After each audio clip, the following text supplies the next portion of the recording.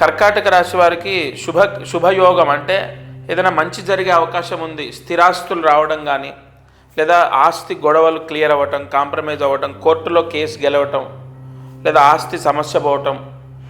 లేదు, కర్కాటక రాశి వారికి ఖచ్చితంగా ఏదైనా శుభ కార్యక్రమం, అది ఇంట్లో ఏదైనా శుభ కార్యక్రమం చేయటమో, కొత్త వస్తువు కొనటమో, ఒక వెహికల్ తీసుకోవడమో, ల్యాండ్ తీసుకోవడమో, బంగారం తీసుకోవడమో, వెండి తీసుకోవడమో, ఏదైనా విలువైన వస్తువులు కొనే అవకాశం ఉంది. అది వాచ్ అవ్వచ్చు, కాస్ట్లీ ఐటమ్స్ ఏదో ఒకటి కొనుక్కునే అవకాశం ఉంది. అలాగే చదువు పరంగా ఎలా ఉంటుందంటే నాట్ బ్యాడ్, అంటే మధ్యమం, మరీ టాప్లో ఉంటుందని కాదు, మరీ బాగోదని కాదు, పర్వాలేదు. కానీ కొంత చదువులో హెల్త్ ప్రాబ్లం వల్ల డిస్టర్బ్ అయ్యే ఛాన్సెస్ ఉంటాయి.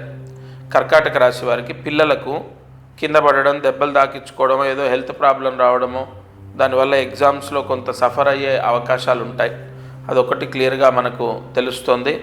ఇక డబ్బు కూడా చేతిలో నిలబడకపోవటము, డబ్బు ఖర్చు అవ్వడం, అది ఏదో రూపేణా అది మంచికా చెడుకా ఖర్చు అయ్యే అవకాశం అవుతుంది. అంటే చేతిలో డబ్బు నిలబడదు ఈ డిసెంబర్ నెలలో. ఇక ఉద్యోగ ప్రయత్నాలు ఎలా ఉంటాయంటే పర్వాలేదు, ఉద్యోగం ప్రయత్నాల్లో ఫలితము దక్కే అవకాశం ఉంది. ఉద్యోగం రావటం, లేదా వీసా రావడం, విదేశాలకు వెళ్ళడం.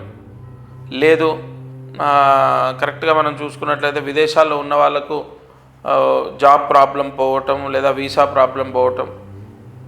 ఉద్యోగ ప్రయత్నాలు చేస్తున్న వాళ్ళకు మాత్రం పర్వాలేదు కర్కాటక రాశి వారికి. కానీ అక్కడ కూడా ట్విస్టులు ఉంటాయి. లాస్ట్ వరకు కన్ఫామ్ అయ్యేదాకా టెన్షను, అనేక ట్విస్టులు, అసలు టెన్షన్తోనే కన్ఫామ్ అవుతుంది. బట్ ఓవరాల్గా ఉద్యోగం వచ్చే అవకాశం ఉంది. ఈ వ్యాపారం చేసే వాళ్లకు కొంత పెట్టుబడి ఎక్కువగా ఉంటుంది ఈ నెల.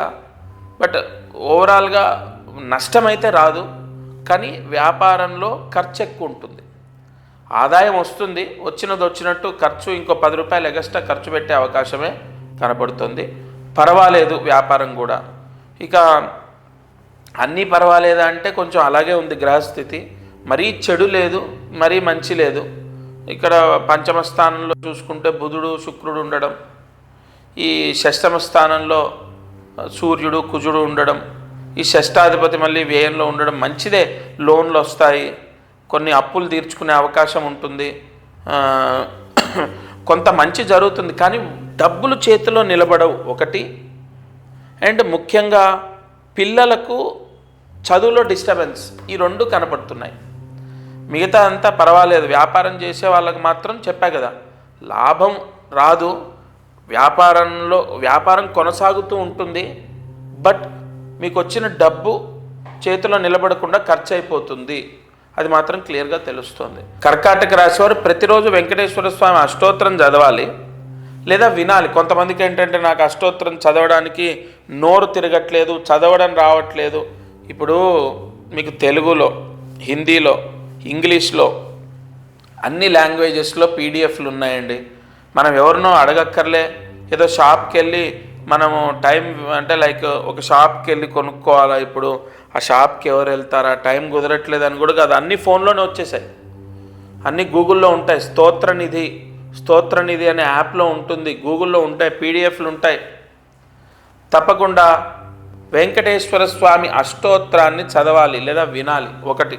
రెండోది, ఖచ్చితంగా గురువారం రోజు పచ్చి శనగపప్పు 1/2 కేజీ దగ్గరలో ఉన్న శివాలయంలో బ్రాహ్మణుడికి దానం చేయాలి. ఈ పరిహారం కర్కాటక రాశి వారు చేసుకుంటే ఈ డిసెంబర్ నెలలో చదువులో పిల్లలకు సమస్యలు రావు, ఎగ్జామ్స్ బాగా రాస్తారు, అలాగే చేతిలో డబ్బు నిలిచే అవకాశం ఉంటుంది.